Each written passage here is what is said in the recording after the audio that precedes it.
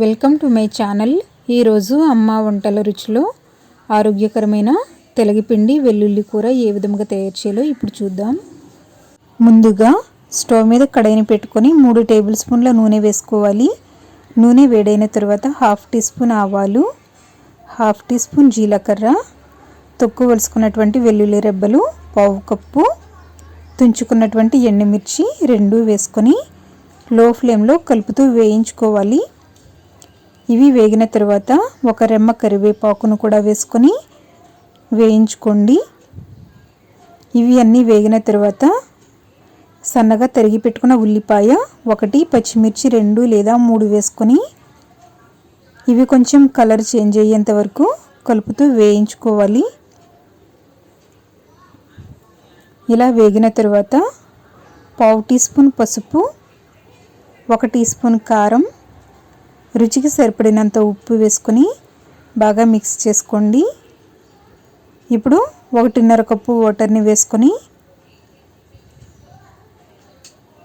మూత పెట్టుకొని హై ఫ్లేమ్లో బాయిల్ చేసుకోవాలి. వాటర్ బాయిల్ అయిన తర్వాత 1 కప్పు తెలగపిండిని వేసుకోండి. ఇలా ఈవెన్గా స్ప్రెడ్ అయ్యేటట్లుగా వేసుకోవాలి. తర్వాత దీనిని వెంటనే కలపకుండా ఇది ఈవెన్గా స్ప్రెడ్ చేసుకొని మూత పెట్టుకొని లో ఫ్లేమ్లో 5 నిమిషాల పాటు ఉడికించుకోవాలి. 5 నిమిషాల పాటు ఉడికించుకున్న తర్వాత దీనిని కలుపుతూ మీడియం ఫ్లేమ్లో 2 నిమిషాల పాటు ఉడికించుకోండి.